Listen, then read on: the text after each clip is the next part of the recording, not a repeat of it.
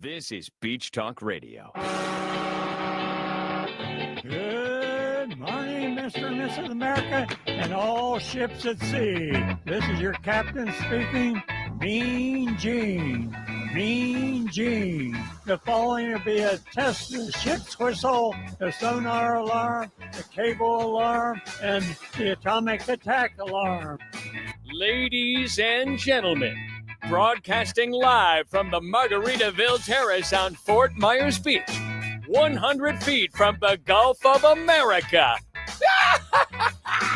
Here are your award-winning social media superstars, the hosts of Beach Talk Radio, Kim and Ed Ryan. Thank you very much. Oh, that was very nice of you guys. Very nice. Thank you for coming out. Thank you for coming out to... it's a small but mighty crowd. Yes. Ooh, dear. Is they it too can loud? hear us on the south end. Very nice. We're at La Di Da. Oh, no, here, you got to turn it down.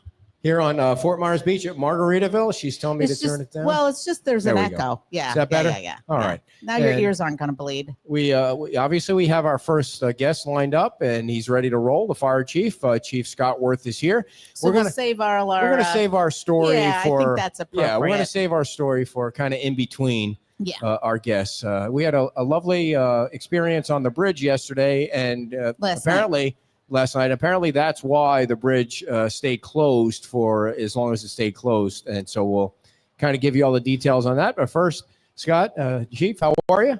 I'm doing good. Good morning. Appreciate you coming on. The first question is, being that yesterday was the 4th of July, did anyone on the beach blow their fingers off?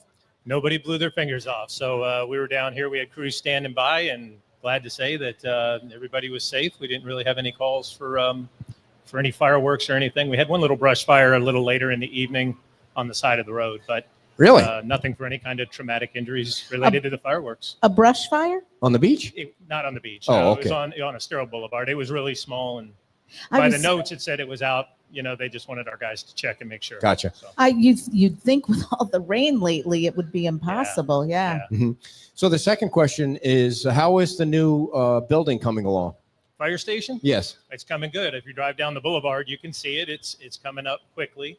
We're on schedule. We're in budget. So our final date to have it pretty much substantially completed is February, and we're looking to be moved in March. February of Yeah. 2026, and then 26, March yeah. ready to roll. Yeah. And so for anyone that doesn't know, the new building is over by where the Tops used to be. That's dating us. Tops has been closed for Oof. how many years has Tops been closed now, Longer Ron? than we've been coming down here. It's Yeah. been Yeah. well, it's been closed for a while. The building got torn down shortly after I came to the beach. So around 2018, 2019, they demolished the building. Yeah, and they Yeah. bought that building, the fire department, even before you were chief, or maybe even was it before you were even here? No, I was here. Okay. We bought the property in 2019. 2019. I don't know if you remember, but originally the drawings were going to be an admin and a fire station and training all in one building down Right.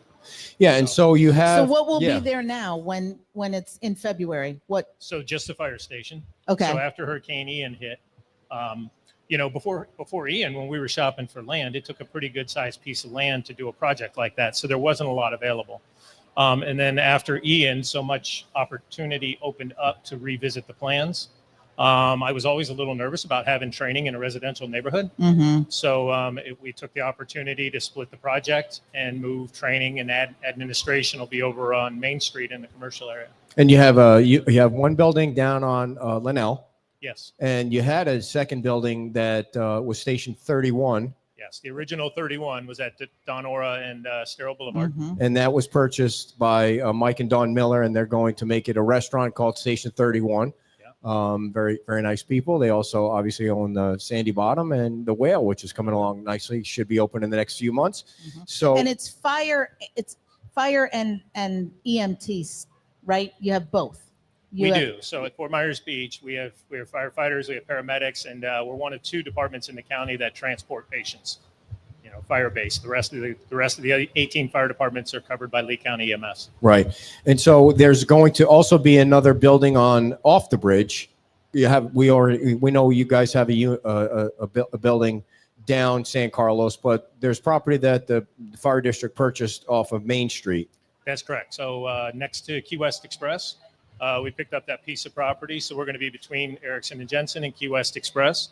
That's going to be our administration building. Because right now we're split between, on Voorhees, we have part of our administration, then we have part of it at the top floor at the station on the mainland. Mhm. So we'll bring everybody together in one building. We'll have our community meeting room there. We'll be able to do our meetings, meeting space for the public if they want to use it. And then we'll have our training center there for the firefighters to train. And then the one over the bridge is just going to be Piece of hair. strictly fire and like And a regular right, a response station. Mhm, That's mhm. correct. Yeah. So why did you decide to buy something off the island? Well, a couple reasons. There's not a lot of commercial areas within our fire district. And so some of the parameters were, can I find something that's more commercial where if I'm, making noise while I'm doing training, I'm not disrupting neighbors. Mhm. The other one was, can I get something that's centrally located? So if my trucks are there training, can they still break from a training and respond to calls? So, off the island made sense. And, one of the things after Ian, if you remember the way values on property had changed, Oh my gosh, yeah. that back acre on our property where Tops is valued at $1 million more than the property we bought over on Main Street. Wow. So we kept the whole property for the fire station because it's allowing the contractor to stage their materials and make construction easier. And then after the fire station's done, the back half of that property Be will sold. go up for sale. So what is the time frame for the building that you're going to build off of Main Street? That's a little longer time frame, but where we're at right now is I have a draft request for proposal for our design team. Because that has FEMA money involved, we're going out for a different design team. We have to go pick an architect under the federal standards, Mhm. which are slightly different than the state standards. Oh, So we'll be picking a design team and getting started. And, design can take a year, Yeah. year and a half. Yeah. It takes a while. yeah. So how are things? Wait a minute. So when it's all said and done, there'll be 4 buildings? There'll be 4 buildings. yes. Okay. And with 3 fire stations, we have 4 buildings now. Right. So how are things going with this this merger study that Botana lit a fire about with Iona McGregor? What's the latest on that? So it's probably been about 3 weeks ago now. Both us and Iona finished our review of the first draft, which was mostly the data that had been collected and the way they had assembled it. And so that's back with the consultants, and they're working towards the next step. So they have the data back in their hands, and they're continuing to work on the draft. So the consultants did what they do, and then they give it to you guys to take a look at, make sure everything's correct. You make adjustments, then they take it back. Okay. Right. So they got with us. The first step was to get with both agencies, download all of our data, run calls, and all the different aspects of what we do. How many inspections are we doing? Permits. Look at our personnel. Look at every aspect of both agencies, so that they can put together a report of if they can find any efficiencies where they'd be at. So when will all that be done?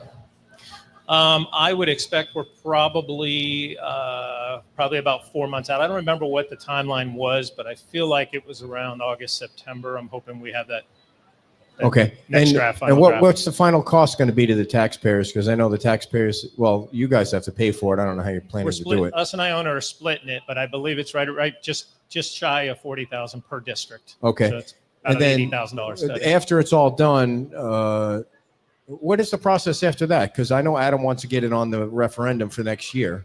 Right. So I think both agencies will look at this, will deliberate with the boards and and the public, and if there's if the study comes back and says, yeah, you definitely have some opportunities at efficiencies or whatever the case might be, then both boards will deliberate.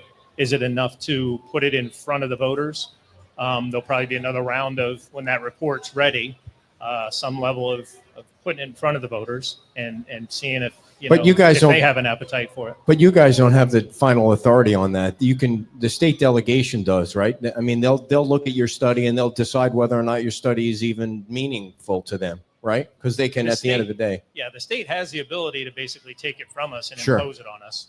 right? That is an option. Now, with the state statute being what it is, if we do the study and the study says, there's really not much feasibility in it, and the boards decide that they don't want to move forward with it, or more importantly, if the communities don't show an appetite for it, it would probably be a heavy lift for the state to. Yeah, it seemed like override it. Oppose it. Yeah, it seemed like portions of the delegation, Botana aside, wanted to see more of. They weren't Right. they weren't really pushing for it. I mean, ultimately they can all change their mind, I guess, at the next.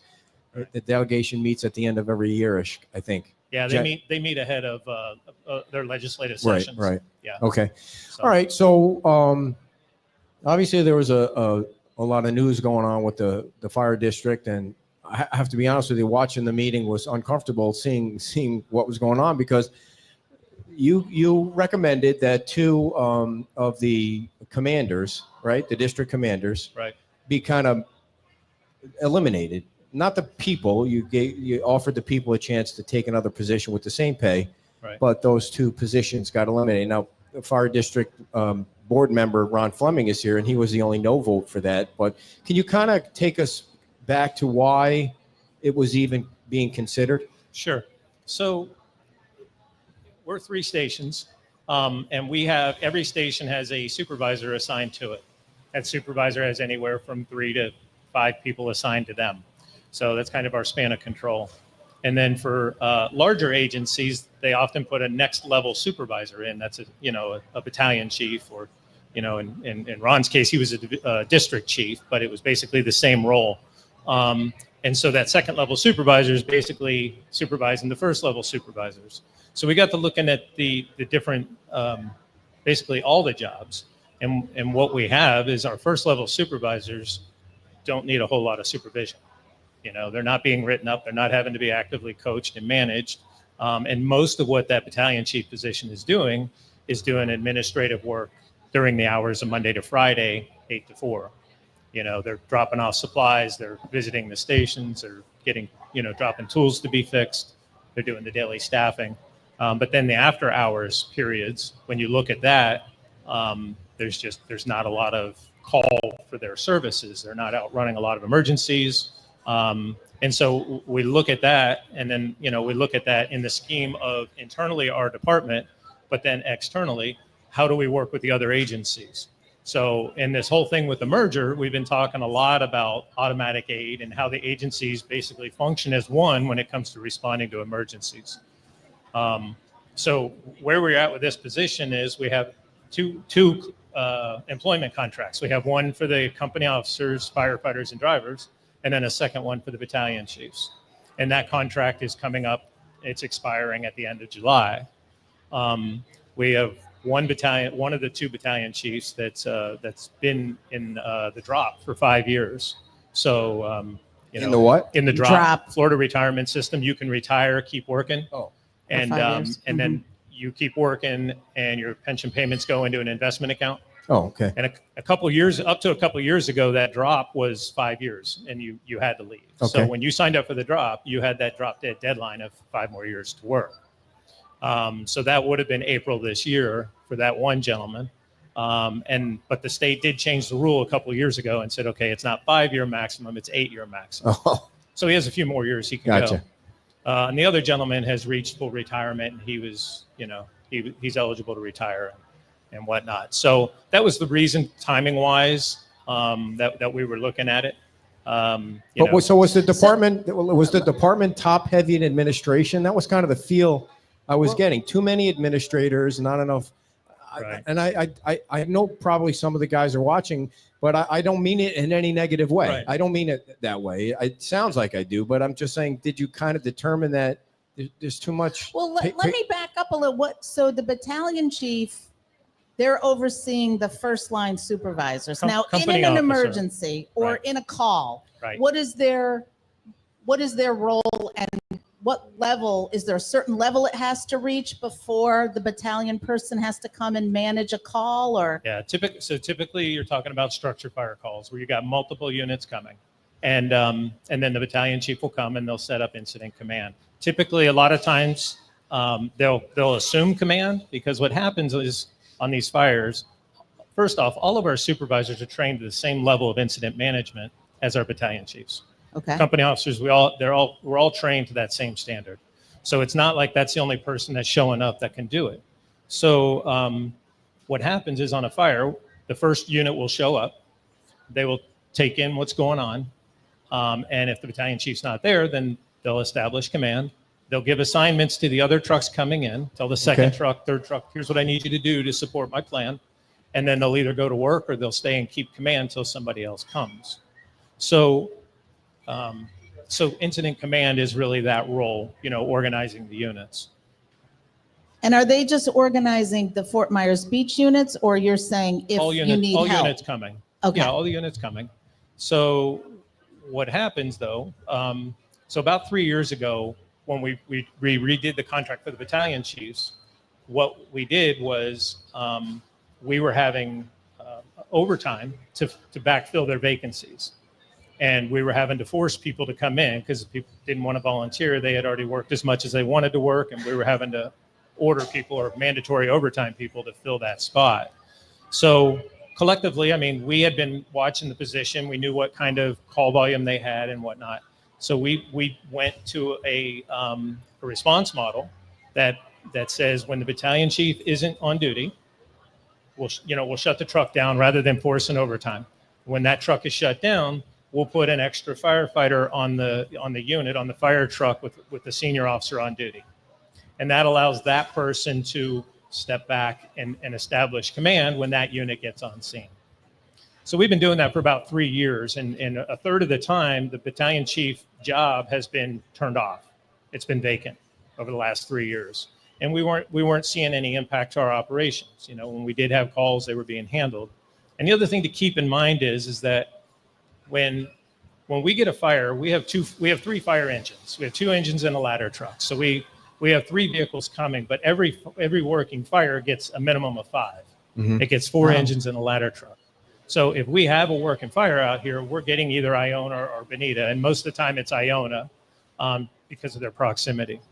So when Iona sends fire trucks, they're also sending a command staff. And we're doing the same with them. If our engine goes into Iona for a fire and we have our battalion chief, then the battalion chief would go there. Mm-hmm. So that is already established between us and Bonita. Now, to be clear, battalion chiefs aren't dispatched by 911 for districts that don't have battalion chiefs normally. Okay. So Sanibel gets a fire, 911 isn't dispatching a battalion chief, but the battalion chief at Iona goes because their fire trucks are going. So we got to looking at the run data and talking with both Iona and Bonita. I'm just. Is it too much? No, Okay. I'm just trying to.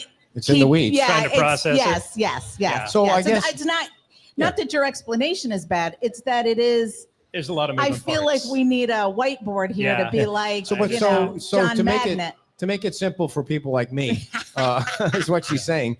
There was it was a lot of disagreement at the meeting at the last fire board district meeting, not only from Ron, who said he disagrees that those 2 positions should be eliminated, but from the rank and file, like not 100%, but how can there be so much disagreement? Like what is the real reason why they're saying, no, this can't happen, and you're saying, yeah, this can happen, and the people's service will not be lost? Well, first off, it's change. Second off, the union has a job to do, and they're representing these employees. Obviously, these 2 gentlemen don't want to, lose their battalion chief position. But with the contract coming up, with them both being at their retirement point or already retired, it was the right time to make these changes.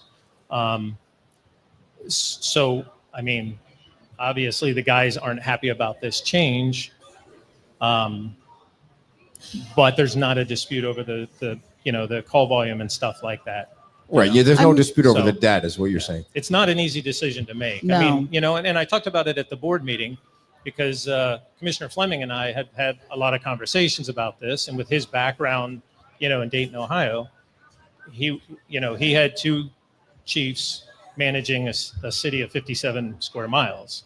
We're 6 miles. So if you want to go 57 miles in this area, you got to go about halfway into Medina, all the way through Fort Myers Beach, and about halfway into Iona McGregor.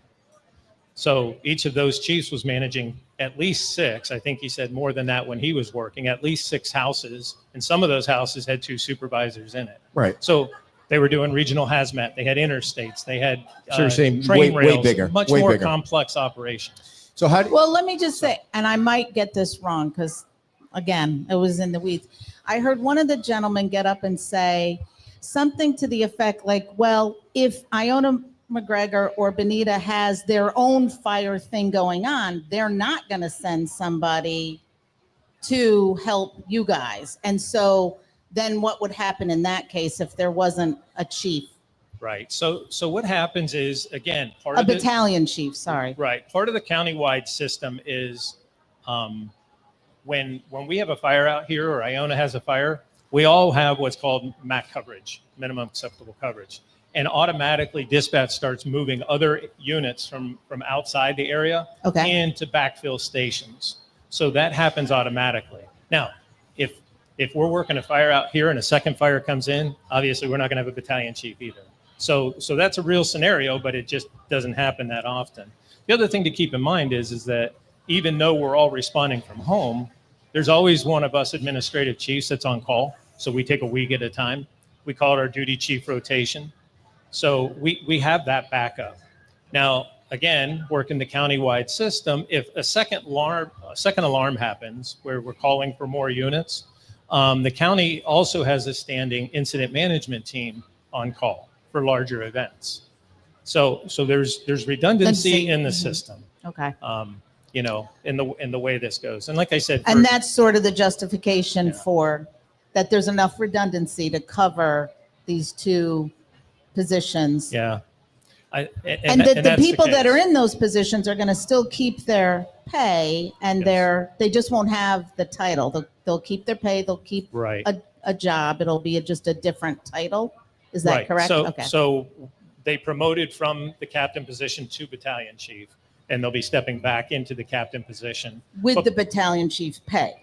Well, actually, it's the captain's pay, but because we did the captain contract last year It's and the not same. the battalion chief contract, we did it Gotcha. 3 years ago. They're It's- stepping into that position, captain's pay, and it's a net increase for them. So you're not really Okay. saving the taxpayers any money. Well, we are. So In the let's look at future. it. Yeah, let's look at it this way. So right now, our full staffing is 16 per day or 48 amongst the 3 shifts. So we have 12 officers, shift officers, 3 battalion chief positions, 9 company officer positions for the 3 stations. Okay. So each day I've got 3 company officers in a battalion. So, and they're managing 13 people per Mhm. shift, Mhm. up to 13, before anybody takes the day off.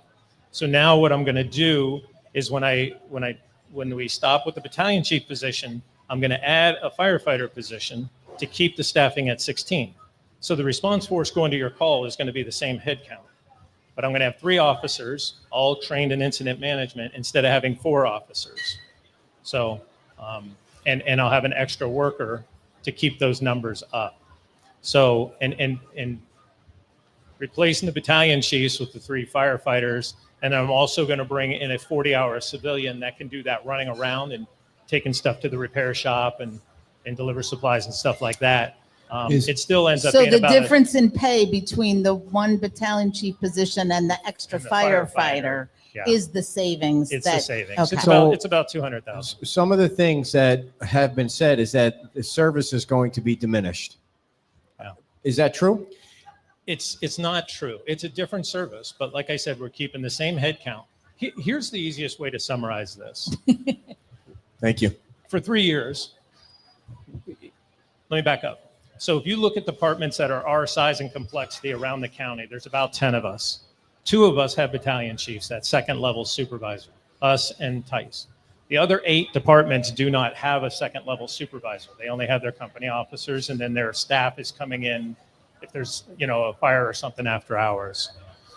We're right sizing to the way those departments run and have been running. We've been doing this a third of the time for the last 3 years. because there was an opening. Because there was vacancies. Okay. And now we're just going to do it 100% of the time. So we have 3 years of data to see that it's not impacting our operations. We're right sizing to what the other 8 departments our size and complexity are doing. And instead of doing it a third of the time, like we've been doing over the last 3 years, we're going to do it 100% of the time. So the one of the speakers at the meeting said that 60, I think it was 60% of the workforce lost confidence in you. They did. So, the thing is, it was actually, they said all but one person. So the thing you have to keep in mind is that, some of those folks have, talked to me one-on-one, and, there's strength in numbers to basically say, they understand what I'm doing. So they're going along with that group, but they're not really going along with the Right. group because they have to be part of the union. Is that? Well, you can draw from it what you will, but Right. the signatures stopped at the guys that are on probation. They don't make those guys sign it. So, the signatures stop at the guys that so are on. if you look at the whole list on the no confidence, the signatures, the guys that are on probation are on the list, but they don't sign. So when they say all but one person signed, they're not including those probationary guys Yeah. because Okay. So, So they can't Yes, can't they sign. can't. They Yeah. can't get. So one they of the- can, but they didn't. is So- Henry one of the battalion chiefs, or is he part of No, the union? he's Or the what's union- his? Henry's the union president. He's the union president, and he is he an employee? Does he work for the district? No, he works. His full-time job is working out at the airport fire department. Oh, okay, Yeah. okay. So he's been commenting, and I think he spoke too at the meeting, right? Or no? At the first meeting. Okay, at the first meeting. So he's been saying that, I think he just said that. So one of the things that you're allowing to do is when there's a call made, you have a battalion chief coming from Iona running the show. Is that, well, that will happen, I guess. Yeah, and that happens. That happens now. It happens now. Yeah. Okay. So when they had this fire here at Casa Playa, that was one of the biggest fires that I've Yeah. seen on Fort Myers Beach. Yeah, and that was a good example. That was a day when we didn't have a battalion chief, Oh. and Iona came in and they managed that. Oh, no fire. kidding. Because Yeah. I saw, now when you say manage the fire, but there was a bunch of guys sitting after they fought the fire a little bit across the street trying to. Battalion chief's job is to manage that entire The situation. resources. So they come in, they look at the incident, they look at how it's going, are the objectives being met? If I'm using up all my resources, I'm going to order more resources and get them into staging, have them ready to go to work. Mhm. So it's basically just making those arrangements. How many So- firefighters So let me fought? just And, ask, and I'll give you an example on that one. So myself and a couple of other, basically all three of us administrative chiefs were there. We met Okay. up with Iona and said, "You got it?" And he says, "Yeah, I got it." So we took different roles on the scene, but we were there shortly after them. On if that one. they had, like, back to what I was saying before, if they had been busy doing something else and they couldn't come, you guys were already there, then one of you guys would have filled that role as, Yeah, it Chief. gets filled. So when the first unit gets there, and so we have our risk management model in the fire service nationwide. We call it 2 in, 2 out. And that risk management model is that when you show up, if you're there and the family's meeting you and saying my child or my mother's in the back room and they're stuck, we're going to work. That's risk everything. Go save somebody. Okay. But when we get there and the family meets us and they say everybody's out of the house and it's a fire in the kitchen, then we're gonna go with a risk management model that says before we put people inside that environment, we call it an immediately dangerous to life and health (IDLH) environment. We're gonna have 2 more people that are ready to back them up if something bad happens to them. Okay, so that we slow down a little bit, we gather our senses about us. So when the first unit shows up on a fire, whether it's battalion chief or any one of the fire trucks, that officer, that supervisor, they're taking in the whole scene, they're building a plan in their head, and they're conveying that to everybody else. okay. So, and that happens whether Right. the battalion chief is coming or not. So So- it almost seems, if you're saying that the service is not going to be diminished in any way, they really were adamant, or maybe he, or maybe a couple, there were a couple maybe that were saying it is. I mean, how should the people take that? So It's totally at odds with one another. Right. And so one of the things I think you have to look at, again, I mentioned 8 other fire departments in the county that don't have battalion chiefs. And the union's not showing up at those board meetings and demanding that their response model is unsafe. So if they're not showing up at those other meetings and making that same argument, you have to ask yourself, are they making a principled argument or are they making an argument on behalf of these 2 gentlemen? And I get they're doing their job, Yeah. but if it's a principled argument and the response model that we're adopting is the same one 8 other agencies are using, and you're not arguing that it's unsafe, then what's the basis for the argument? Yeah. Go ahead. If you can answer, and I don't know, but you said just Tice and Fort Myers Beach had this battalion situation, right? Yeah, so Tice is interesting. Tice is 2 stations. And up until this year, Tice only had a battalion chief. So their 2 fire engines were running with no supervisors on them. Okay. The battalion chief was the supervisor for both of those fire engines when they got on scene.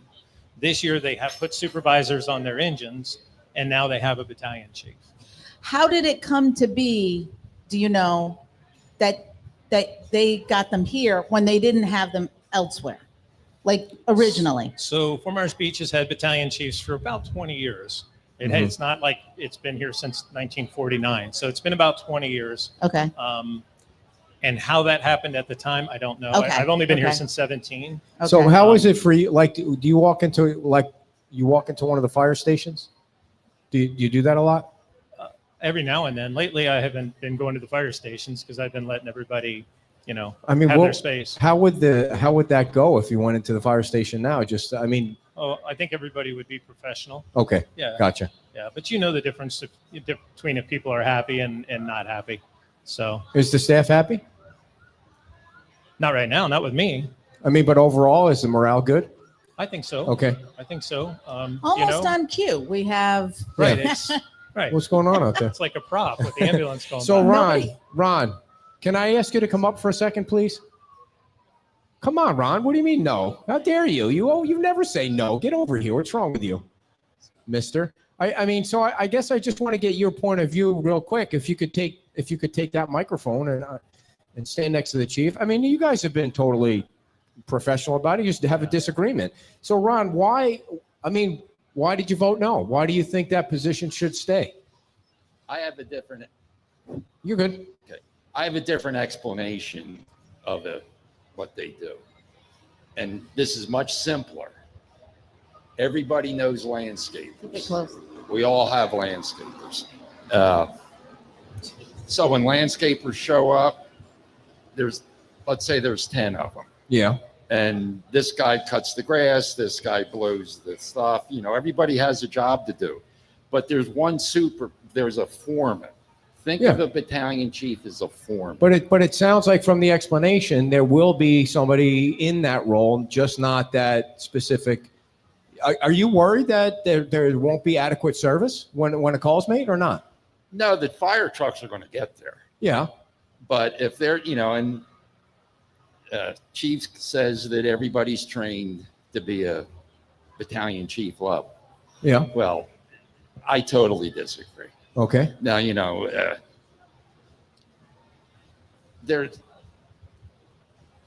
I believe that it's the wrong decision. I think it's short-sighted. And Is your worry that the I guys did that job as a district chief, battalion chief, same thing. We had minimum staffing of 101, including me. Mhm. When things go bad, Like, what do you mean bad? well, the building blows up and there's people in there, Yeah.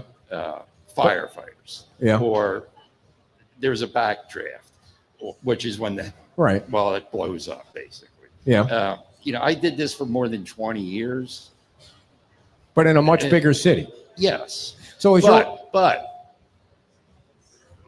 far as we fire. can have fires here. Right. We're fortunate we don't. Right. But we will have fires. Right. But what's if the chief said that 8 out of the 10 other districts don't have that, it doesn't seem like there's a yearning for it.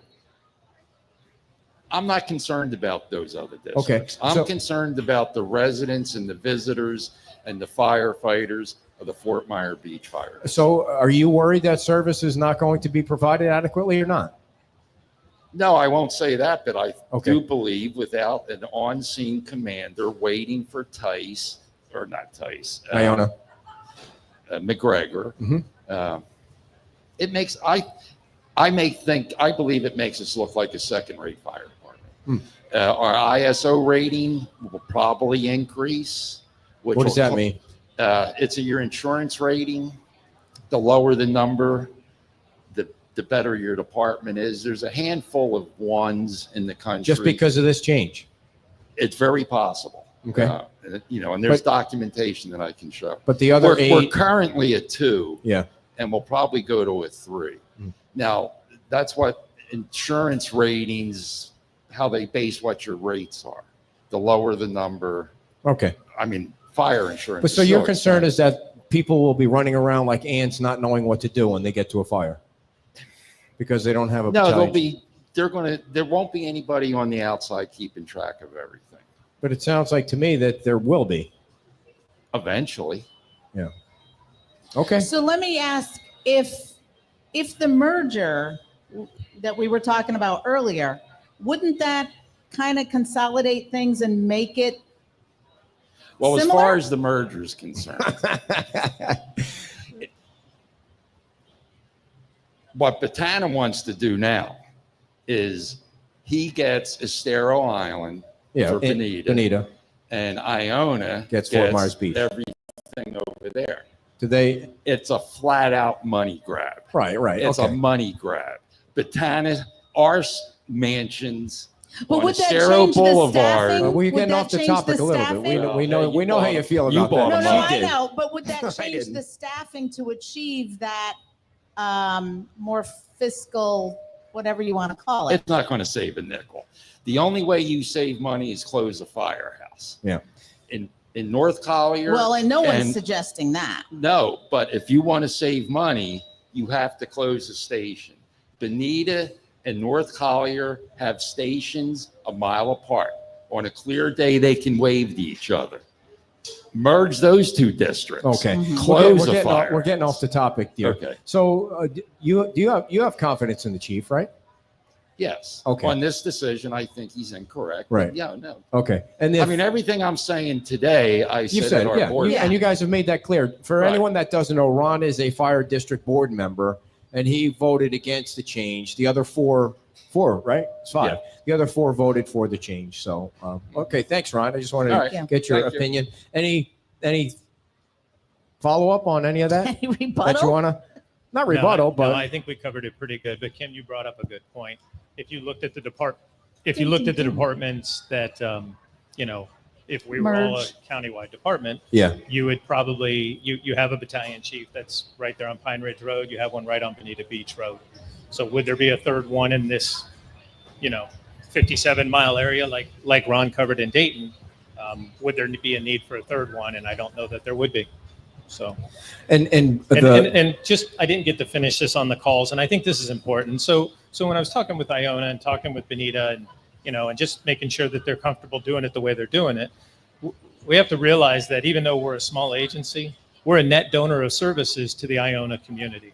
So we run to calls in Iona's area about 4.5 times as much as Iona comes to us. We run into Bonita about 1.5 times as much as they come to us. So we're all working together. The same things we've been saying through the merger study and talking about all that. This system works because we all work together. So you're saying that the Fort Myers Beach firefighters go there 4 times as much as they come here? That's correct. Now, when you go there, are any of your battalion chiefs running the show over there, or it's always them and you're helping? No, it could be. It's If they got there first. Yeah, Did- they could. do you Okay. think the insurance rating is going to go up? I don't think the insurance rating would go up because of this. Because again, so when ISO is a standard that some insurance companies use to rate commercial insurance.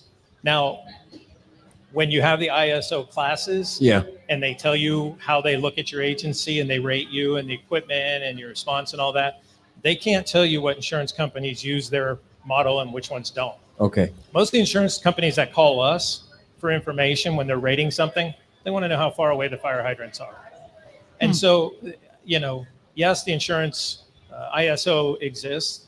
And if there's an adjustment, it'll probably be because of the infrastructure and everything after Ian, Yeah. more than this. Okay. Would they tell So- you that? Would they tell you the reason? Yeah, they will. No, Okay. there's a point Okay. system. Gotcha. So the thing with ISO, again, is with standing automatic aid agreements and standing mutual aid agreements in place, that's all considered in the way you respond to emergencies.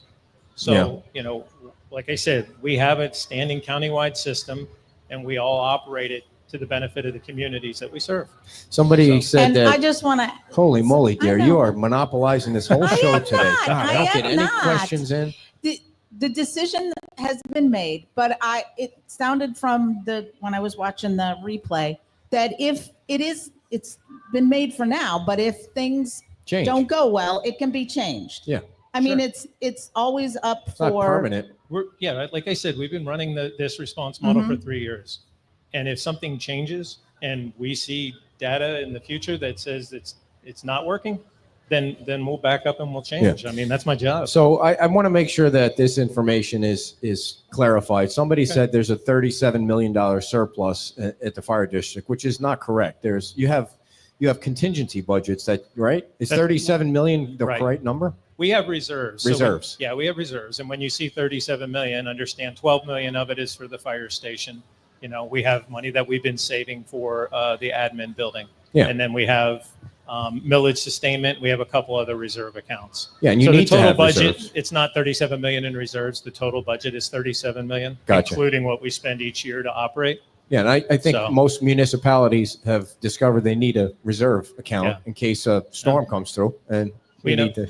It's interesting because you did your story with Matt Caldwell, and and mentioned in there the fact that Caldwell had said, yes, we're seeing what we're seeing this year, but be prepared. Next year's We not all going to see be the good. values going down. Yeah. So when we got our soft numbers in June, we were actually in the red on making our budget. We're still working it, so it wasn't a problem. But we've seen increases in health insurance. We've seen increases in pension costs, and so. The hard numbers came out July 1, and now we're in the black. So we're going to put part of that money into the millage sustainment because I fully believe we're going into a few years of lower revenue. So do you think? Go ahead. Can I ask a question, please? I asked Just one, but I don't want to question. forget mine. So are you going to raise taxes this year? No. Okay.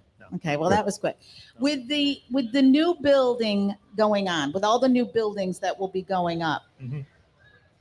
are they, I mean, they're obviously more resilient for storms. What about Yeah. for fire calls and fire stuff that you do? And that's one of the things to keep in mind is that we lost a lot of those wood frame houses that got moved here in the 50s, Yeah. when they were on somewhere else. Right. So we lost a lot of the, the old fishing cottages and stuff. Everything being built, at least from the first floor, it's all poured concrete.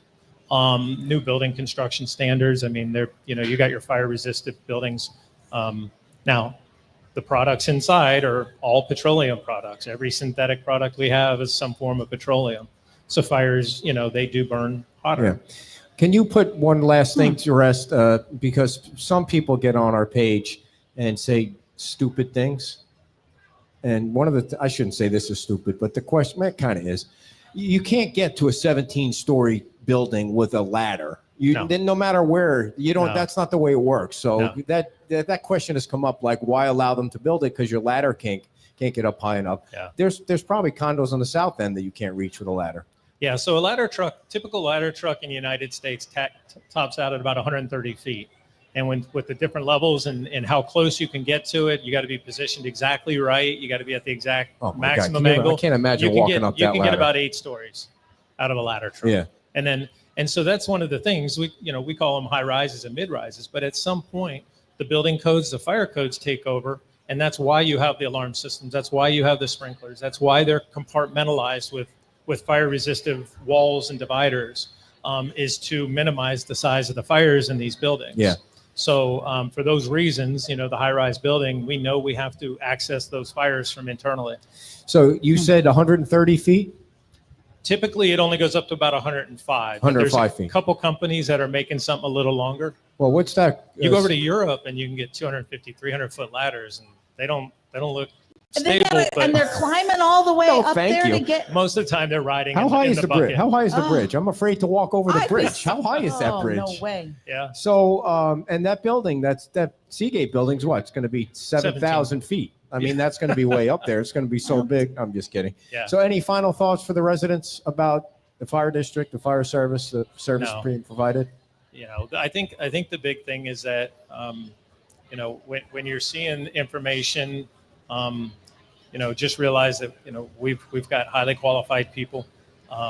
we're always getting feedback, and that's really it's kind of different in this community from when I worked in the city department and did my career there. This community is invested in the fire department. Yeah. And please know the fire department is invested in the community.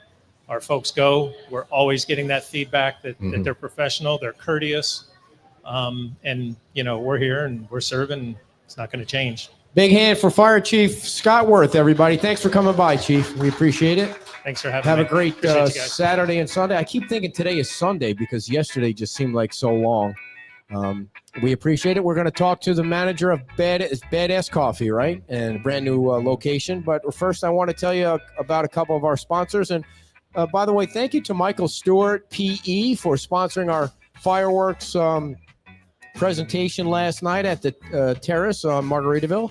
I hope you had a chance to check that out. They did a lovely job. The town did a lovely job with the fireworks. We thought it was an excellent show. And I want to tell you about Parrot Key. They are located, they had a great view of the fireworks down there, too. Waterfront dining at Salty Sam's Marina. It's island time all the time at Parrot Key.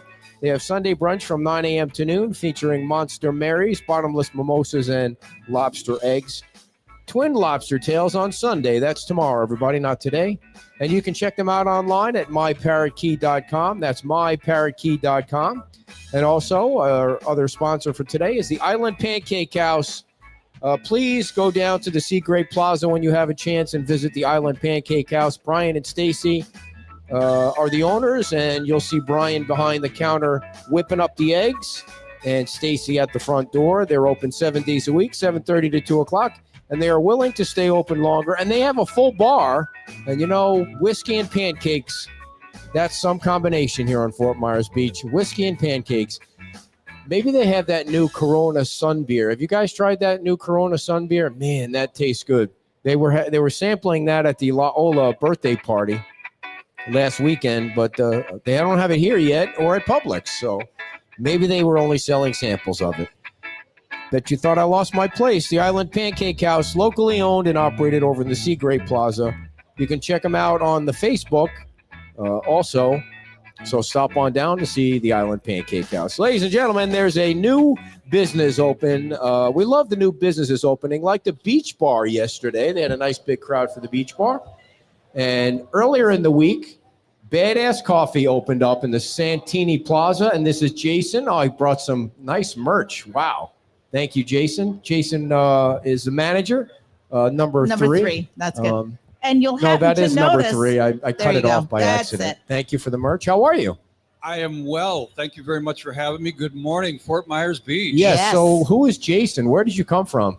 So I'm actually director of operations for our company. Wow. And I represent Marquee Coffee. So we are doing, we are a DBA for Badass. We're a franchisee. Personally, I have been down here in Florida for a little over 2 years. Mm-hmm. My wife and I moved from Chicago. All right. Don't hold that against me. We love Chicago. No, it's been such a wonderful move, and we haven't looked back for a second. Back in Chicago, I was restaurateur. I was an executive chef. I've been general manager of a couple of places. And we got down here, and I was approached by Marquee Coffee and the investors, some of which the Don McKenna Group and the Purdell family in Chicago, who are part of the Coldwell Bankers. And they said, we've got this operation, and we think it could go really big. Can you help us out? And I said, are you kidding me? This sounds like it's just going to be nothing but fun. Yeah. So we were very excited to see what we could do. We have one store in Naples already. Right. That's been there for about a year, right across the street from Loudermilk Beach. Okay. And we just got this one over here in Santini Plaza. This will be day 4. Yeah. And we're really excited to be here. And the turnout and the people have just been tremendous. Yeah. It's been a wonderful opening. Well, if you were like a mini restaurant that served food and drink, the people, there'd be nobody here right now. They'd all be down there because the South End is really waiting for a restaurant. But so did the first Badass Coffee open in Utah? No, the first Badass Coffee I thought it was Utah. No, 1989 in the Big Island of Hawaii. Oh, that's right. That's right. Hello. Well, it's no, on the bag. people that bought it, the people that bought bought it, opened a location in Utah? So Royal Aloha is the parent company that owns the Badass franchise. They're the I see. franchisor. I see. And Who is it? Who's the friend? it's called a company called Royal Aloha. Royal Royal Aloha. Aloha. Yes. Sounds awful. No, they're actually I'm really kidding. good No, people. I'm kidding. Royal Aloha is they own Badass. They are the Okay. franchisor. Okay. And we came in and we said, we think this is a great concept. We think it's going to fit so well in South Florida. Yeah. Other people have locations further north of us, Clearwater Beach. Yeah. Bunch in Florida. Well, a bunch of them all. Yeah. Well, we're in 7 states. Mhm. We'll be the Okay. 37th or 38th store. Have you heard the Jackass coffee story? Yes. I love it. I Yes. think it's we've had more people come in since we started out and said, is this Jackass? And who's Jackass? And I'm over there in the wave and I said, yeah, you can call me that. But But how have you weird that you have a a Jackass? Jackass Did you on guys there. see there's a Jackass on their merchandise? Do you? I wonder if she saw that and do you? that's But how but, she but got do you it? know the story with Anita with the four? Yes. Okay, I just wanted to make sure that for those of you that don't know, we interviewed Anita Saracita, the former mayor at the Island Pancake House, maybe 2 months ago, and we were talking about the businesses that were going to open in Santini Plaza. And she just went, Jackass Coffee is going to be opening. And she just kept going like she thought that was the name of it, or she didn't know that she said it. And then I went like that. I said, it's Badass Coffee. And she burst out laughing. Yep. The clip has been like one of the most viewed clips that we had on our Facebook page or She YouTube just page. served And it she- right up for Oh you. Yeah. my God, you can't ask for a better laugh Yeah, than that. yeah, That and was she- fantastic. I don't think she's been in your place yet because I think she's still in Spain. Spain She's on vacation. She is in Spain. I've met with her several times ahead Oh, of cool, time. cool. Yeah, Yeah. I walk into her store and I announced, "Hey, Jackass is here." She actually even had some of her customers make her Jackass Coffee T-shirt. So, is that a coffee anywhere? Does anyone know if that's an actual brand? Because we have to trademark that or something. Well, that is actually the name of our logo. Is Jack. It is. That's- Oh, That very is cool. Jack. funny. So, Well, maybe there was something to what she was saying. Then I think It she kinda- maybe she saw the logo and then just. So when So the coffee that you have in the store, is it from Hawaii? Where do you get where do you get the beans from? so I'll start out with the namesake itself. Okay. For Badass, Badass is actually from Hawaii, and that's from the donkeys that bring the beans down out of the mountains. no way. So the bigger, stronger donkeys have a tendency to have a bit of an attitude. I see. And I didn't know that. they get called badasses. Wow. Mhm. I did So- not know that was the actual Yeah. way things. I didn't know donkeys bring coffee beans down the mountain. I just didn't know that. Yeah. Oh yeah, and in most of the Did you guys know regional that? areas, because that's Oh, maybe I'm the only idiot in this crowd. Maybe I'm the only dumbass in this crowd. oh no, I'll sign up with you on that one. So, Dumbass coffee is going to be next. so who's picking the coffee beans and putting them on the donkeys? So there are the people that live out in Kona Yeah. in Hawaii, which we do have our 100% Kona blend. Mm. It is Mm-hmm. Do you know what fantastic. Kona is known for? Coffee, And other things. the Ironman competition. That's right. That's Yeah. where they And hold you the need a Ironman. lot of coffee to do Yeah. that. The Yeah. Iron Oh, Man. the Iron Man. Yeah, Yeah, Kona, big yeah. at Kona. So go ahead. I didn't mean to interrupt. Not at all. So we have our 100% Kona. We have a 10% Kona, which is also blended with different beans from South America, different regions around the world, depending on the growth and what's going on, so that we can get that same flavor structure that we're looking for. The company, the Royal Aloha, who originated in Salt Lake City, that's where the Utah comes from. I Oh, see. okay. Gotcha. They relocated to Denver, and they roast the beans in Denver, which is up at the same elevation where they're grown. So that helps maintain. Do they the ship the flavor. donkeys in from Kona to No, Denver? so the donkeys bring the beans down, they put them on a plane, fly them to Denver, and they roast them in Denver. Correct. Have you ever seen a donkey? Oh, I've never seen a donkey. Have you looked in the mirror in the morning? I was right there. I mean, my Please. God, you make it so easy. Please don't laugh at her jokes. I They're very mean, insulting. If I had feelings, that just- would hurt, by the way. It's just, I just don't know how you walk right into Because stuff I don't like expect, that. I really didn't expect you to say that. Maybe Yes, if you're the you Well, you hater. didn't did. think I was going I'm to a say it, did you? stand-up I'm trying to be friendly comedian. here. So do No. they don't have donkeys in Denver. They don't have donkeys in Oh, no, Utah. they're- They have yeah. donkeys in Denver. Well, there are donkeys in Denver. Yeah. I mean, I grew up. They're not getting coffee beans, though. No. How but many there are- beans? How many beans can one donkey bring down a mountain? Several hundred pounds. Yeah, Several because they hundred have pounds. like a basket on each side of their back, Baskets right? or burlap bags. Is it really fair to the donkey to put that much weight on them? Is The it really? last time I had a discussion with one, they didn't complain. They said, you know Are what, we're they in a cool. union? Is there a donkey ass union? Is there a supervisor that's Is there a battalion chief for the donkeys? Here, knock it off. All right. Stop Just picking to on put it out there, since we have, the fire chief being here and everything like that, I just wanted to throw this out there. That Yes. for the fire department, the police department, the beach rangers, everybody that's in uniform here on the beach that does public service, come in, you get a discount. with Very your nice, uniform. very nice. And military, I'm sure. Absolutely Yeah. military. That's very nice of you. So you sell coffee. What else do you sell at Badass? We have breakfast sandwiches, lunch sandwiches, scones, donuts. We're getting fresh fruit hopefully in next week. Cool. Nice. We want to be more than just a coffee shop here at Fort Myers Beach. We want to be a destination. We want to be a place that there's more than going on where you can go there at a certain time and meet your friends. I joined the Chamber of Commerce right as soon as we got down in here Cool. so that I could be part of the community. You're going to do a ribbon cutting? Yes, we are. Okay. About 2 weeks. Nice, very nice. And Now, so what's the difference between the Kona beans and Folgers. another bean? Like, is it Arabica? Is that a different one? Yeah. Okay. Yeah. So what? Regions. Like, do people sit and like wine tasting? Do they do coffee tasting? Absolutely. It's called Yeah. cupping. cupping. Cupping. Cupping. So That sounds instead of weird. when you see people with when you see If you're people on worried their about wine, what I say, when you see people doing their wine samples and they've got the little bitty pour Yeah, and they yeah. swirl around. Yeah. For a cupping, you either use a large spoon or you use a small, almost Little- espresso cup. Yeah. yeah. And it's a slurping. A Oh, what? You Slurp. slurp it so That's- that you're getting all of the flavor profiles through your mouth, and it's just like wine. Mm.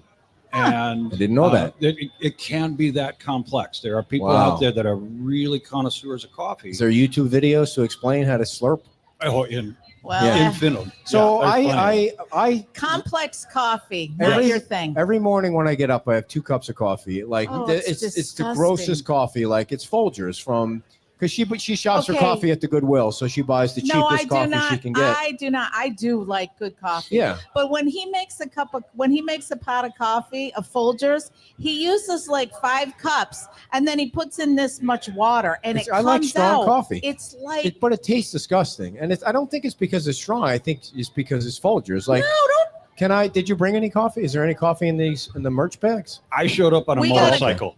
Oh, we you gotta did? come down So- and Gotcha. have some Yeah, coffee. we gotta get though. some The coffee. other Yeah. idea was I put cups in there for you. Said you got to come down to the store to That's fill them very up. nice, very nice. Good marketing there. Ooh, nice. So, yeah, oh wow, my those God, are nice that's cups. Cool. Wow, yeah. Who did the graphics on that? We've got a couple of different graphic artists and a couple of different T-shirt companies that provide us with the Super cool. merchandise. That's a donkey. Yeah, it's a An jackass. ass.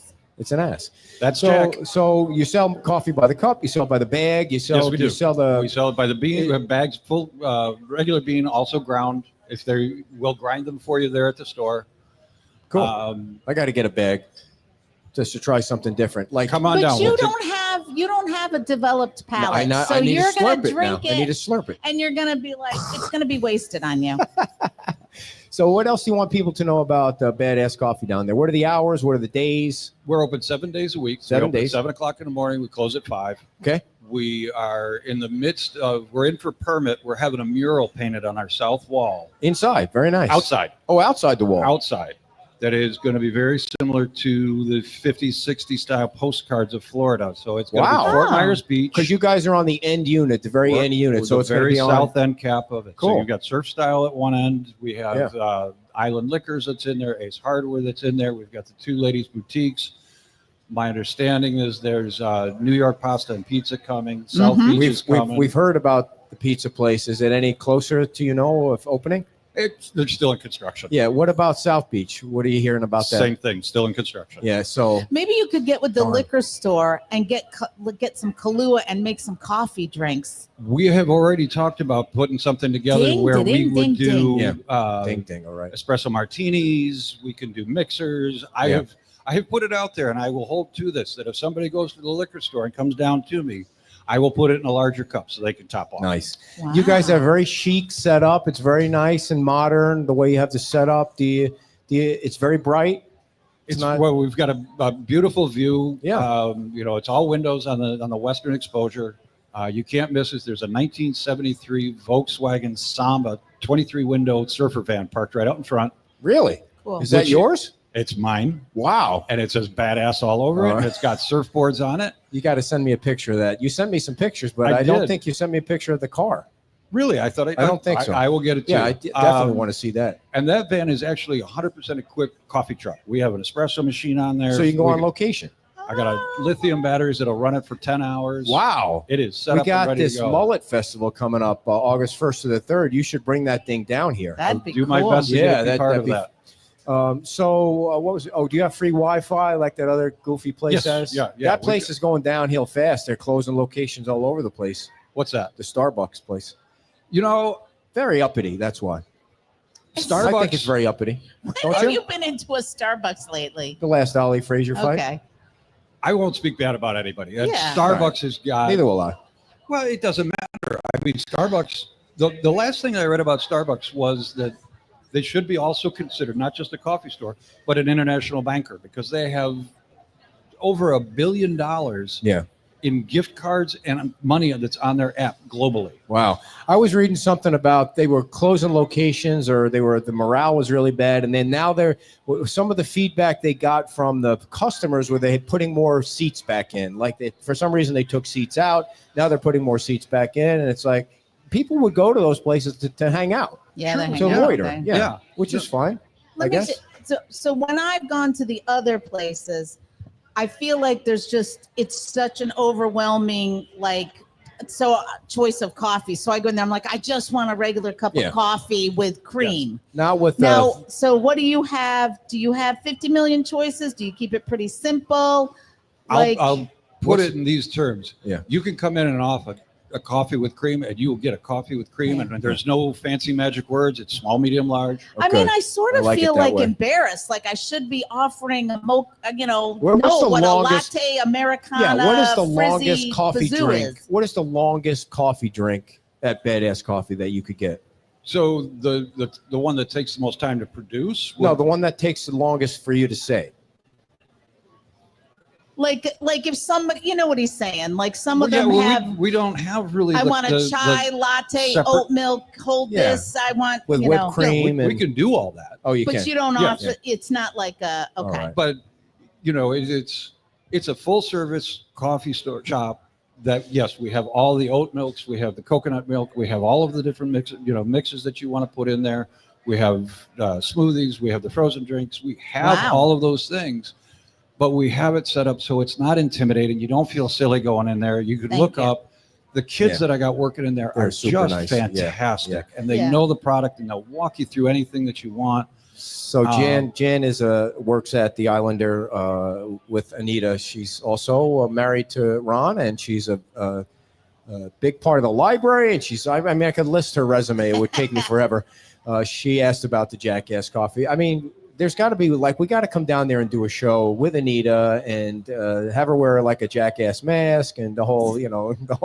I would never do that to Maybe Anita. like I would a do it. Jackass blend, not a like. It's got to like have a it. It's got to be an coffee Anita made. drink. There has to Like- be some kind of Anita Oh, drink. we will Coffee absolutely with figure something something would out. be a Jackass. Like her name coffee. should be on the board up there that says Anita Jackass, something like. Oh, I don't think I'm not trying to be disrespectful, but that was Yeah, one funny I don't clip. want to lead so hard as to make her the references to the Jackass. I'm Right. much Right. happier being the But Jackass. people will Right. get Right. it. People will get it. So But any it's been so much fun with that is how many locals. I know. And it's all the local joke. Yeah, yeah. So that when we have the people that are from out of town and everything, they're looking at me like, aren't you offended? I said, no, I love it. yeah. I think it's the best Yeah. thing ever. any final thoughts for people about your location and anything? So just to kind of reiterate, we want to be here for Fort Myers Beach. This is, yes, we are franchised, but for this store, this is Fort Myers Beach store. So we want to be able to have events in there where we'll have local artists featured. We're going to have events in there where there'll be guitarists playing. Oh, nice. The mural that's being painted on the outside of the wall is also going to include the clock from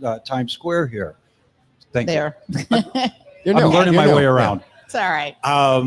But you know, and we got the Fort Myers Mural Society to do it for us. Oh, I didn't even know there was such a thing. Neither did I, but Wow. there is. So we've got the local artist, I gotta get out more. Eric Schlocky, who did the murals here. Oh, cool. Who's going to do the mural Very down nice. there. So Yeah, you should send pictures when that's done too. Yeah. Oh, yeah, for sure. absolutely. How So- much is a container of a bag of coffee? Like, is it 12 ounces? It's a 12-ounce bag, and prices range anywhere from about $12.95, and the 100% Kona is Yeah. it's priced at 100% Kona, What does Yeah. that mean? Like about $65. 65 for because of the 65 or donkeys. The 70 donkeys need to get paid. I'm sorry. The donkeys need to get paid. Well, they need to get fed. I don't know if you're familiar Sure. with donkeys, but they're What not. what do donkeys eat? A lot of oats, a lot of hay, a lot of Oats and water. You're a donkey connoisseur, Jason. I just want to put that out there. So you know My more about. grandparents had a horse farm, so we I were see. raised around animals. We had donkeys on the horse farm. I had horses as a kid. You knew more about donkeys than I've never met somebody that's known. So You know, much my about wife donkeys. is listening, and she's going to be calling she me is? jackass for the rest of the day and asking me all She's of going to be calling you Who an follows- ass connoisseur. You have to understand Ooh. something about my wife, Sounds and weird. she's listening, and I love you, darling, but our love language is strong, Yeah. and it's not for radio talk. Oh wow, that sounds kind of weird. Yeah, but it works. How many people does it take to follow a donkey around? You got to keep the mountains clean, right? I mean, it seems like Fertilizer. I see. Oh, it's fertilizer. There you go. Maybe we should get a donkey. All right, Jason. Well, thank you so much. Please meet some of the folks out here and pass your card out. And thank you for the merchandise. And we look forward to I coming wanted to down say there. I there. thank love you it. for having me. I really appreciate it. We would love to have you come down and For sure. broadcast a show from us anytime. That'd be You great. know, We love Santini Plaza down there. Santini Plaza. We're really excited to be part of that Yeah. plaza and the history that's involved with it. So And I just want to say hats off to Yariv. He's the landlord out there. He really has worked hard to get that place. It looks fabulous. The landscaping is beautiful. it's a remarkable place. Yeah. Sharon, who runs it with him, Yes, Sharon's awesome. she is just top notch, and she's been so helpful for me for Yeah. everything that I've needed. So Thank you. a big thanks to everybody at Santini Plaza. A big thanks to everybody in Fort Myers Beach for this amazing show up that we've had over the last couple of days. And the response and the feedback that I've been getting is just, I love it. I can't say thanks enough. Big hand for Jason from Badass Coffee in Santini Plaza. Thanks for coming down, Jason. And enjoy the motorcycle Thank ride. It's a you. beautiful day to be on a motorcycle. I'm going to break mine out today when we get home. Where you going? Where you going? Aren't you reading an ad or No, we're done with the ads. We have to Oh. tell our story from last night, Oh, I everybody. feel like now, whatever. Yeah, I think that's why a lot of people tuned in because I kind of said that we were going to tell a story. So we broadcast the fireworks from the Margaritaville Terrace last night. And so we're up here at the terrace. We finished with the fireworks. I packed the bags up real quick because, you know, we don't usually go out Friday night. No. Certainly it was late. I mean, it was like late. It was it was after 10 o'clock when we left. And so we parked purposely on the other side of the bridge so that we can walk over the bridge, get in the car, and not worry about the traffic, no matter, you know, what's going on. You never know what's going to happen on this side of the bridge. So we just walk over the bridge. And so And as I'm we, cheap, so and we say goodbye to the mayor, the town manager was there. And so we shoot down the stairs and we start walking over the bridge. And we hear this guy say, there's a fight on the bridge. There's a fight on the bridge. And there's one deputy standing at the base of the bridge. Probably was his assignment to stand at the base of the bridge. and right? let me just say the bridge is still not lit, This which is- is also going to come into play Yes. as the story develops. This is the biggest problem that bridge has had for it's been, I don't know how long it's been since they started the road work. They've not had any lights. Anyway, so we start walking up the bridge and now we catch up to where this incident takes place. And there was a fight on the bridge. Apparently a woman was coming over the bridge with her bike and she had the bike light on. So it must have, right? It must have shined on somebody else. Can I tell it? Because you're kind of fuzzy on it. Someone was coming over the bridge. Two people. Somebody had their bike light on. Somebody was coming in the other direction. And he wasn't they weren't riding the bike. They were not walking like riding they were the bike. supposed to. They were walking the bike. Hence why I said the lights were off, because they had, guessing You can't they see. had the light on because they couldn't see. Somebody got upset about the bike being on and the light being on and said something, and So they yeah. said something back. And then, So let me pick it up here because I've by said, the way, we did not witness this. This is all Right. alleged, Right, you're and we listening heard to it what's going from on. someone who saw it. So if you've watched the show, you know I've said this 1,000 times. The one thing my dad taught me from the minute I was able to listen was never hit a girl, or a woman. Never hit a girl. And if I ever find out that you hit a girl or a woman, I'm going to beat your ass so bad you're going to wish that you weren't alive. I mean, I'll never forget that. It was 100 years ago now.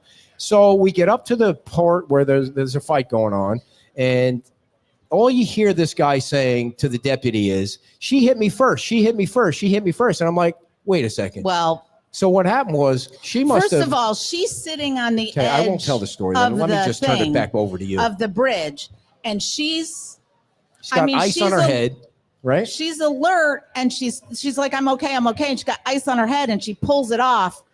I mean, she had a pretty big bump. It was bruised. There was a lot of blood. There was somebody's blood, a lot of blood on a towel, and I'm like, oof. I mean, so it sounds like then I hear him go, well, she hit me first. And I'm like, so the stupidest thing, like if you put your arms up, if you're getting, you don't hit back if you're getting hit by a girl or a woman. But here's the thing, dear. And this is what the other person was saying, if an altercation takes place, you have the right to defend yourself. Please. So I'm going down and letting the woman beat the shit out of me, because the last thing I want is for somebody to say, we don't know what happened. We don't know. He hit her. We know he hit her. I know, but he alleges that she hit him first. So I don't know. I don't know. It's a sticky wicket. So now it's like the caged animals are on the other side of the walkway, because now there are 8 or 10 LCSO deputies standing there they're really trying to de-escalate the whole situation, or listening. Everybody's trying to tell the story now. And I'm standing there, I'm trying to figure out, is this going to be a news story? I'm loitering now, trying to figure out, do I get out my phone, or should I just, and then, the deputies are asking me if I saw what happened. I'm like, no, I didn't see what happened. And you just needed to move on. A woman comes up to me and she goes, Ed, don't do this. Ed, don't do this. So she was clearly worried that whoever she was friends with was going to wind up on Facebook like some dumbass getting their truck stuck in the sand, and everybody was going to mock them. But I didn't take my phone out or anything. I was just watching what was going on. Here's the thing. It's dark on that bridge. It's the 4th of July. It's a family event. There were kids that were walking over that bridge that were coming back down. 2 people, I don't know what they were thinking to get on a fight on that bridge in the dark. It puts other people at risk. Yeah.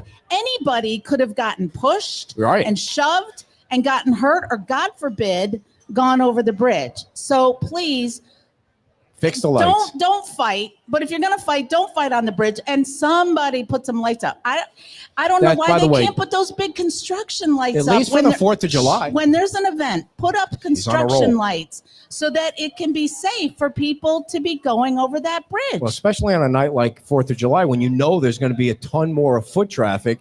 And so I think what happened was there was 8 to 10 deputies now trying to de-escalate the situation that had to be taken away from where they were assigned. I don't know this for a fact, but the bridge stayed closed longer than usual last night, because people were saying, why is the bridge still closed? Why is the bridge still closed? Usually what they do after the fireworks is, as soon as possible, they send 2 lanes over the bridge so people can get off the island quicker. But it was taking a lot longer for that to happen. And I think it's because all these other deputies had to go up there and try and figure out what the hell happened. And so they couldn't be in the spot. Now, traffic control like that is an art. Like, you can't just have people waving traffic control through in different areas. These have to be trained people that have gone through this traffic, and they weren't there because they couldn't be there because this idiot hit a woman. You don't know what happened. Stop. You don't know how, but she needed also to be taken. They had their hands tied. There was a lot of stuff. People just had to wait until they got it straightened out. So I don't know what happened. I don't know if they were ticketed. I don't know who did what, but I mean, nobody got arrested though. The thing is, if you don't want none, don't start none. But still, if you don't want none, don't start none, because you don't know if the person that you started with doesn't have some issue in their past, and they're going to just go super crazy. So just by a show of hands here, anybody watching the show, if a woman hit you first, would you hit her back? See, Well, nobody they're not puts going their to say hands up. anything now. If a woman hit you, would you hit her back? I think you would. I think you would. If- That would be a fair fight. If anybody hits me, I'm going to do what I need to do to defend myself. Yeah. I just said, if you don't want none, don't start none. But I'm going to do everything I can to de-escalate it and not put myself in that position and try to walk away. But if I am attacked, Yeah. I'm not going to go, okay.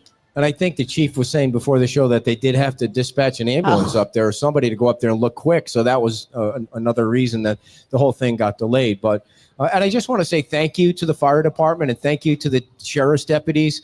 When they sign on to the 4th of July, they're probably thinking, here's what we have to deal with on the 4th of July, traffic and drunks. And that's probably what they had to deal with last night. You don't know what they were doing. Okay, because I mean, you think, all right, never mind. crazy So that's behavior. what happened last night. Thank you all for coming to the show today. Thank you for listening to our goofy stories, and thank you to the fire chief and to Jason.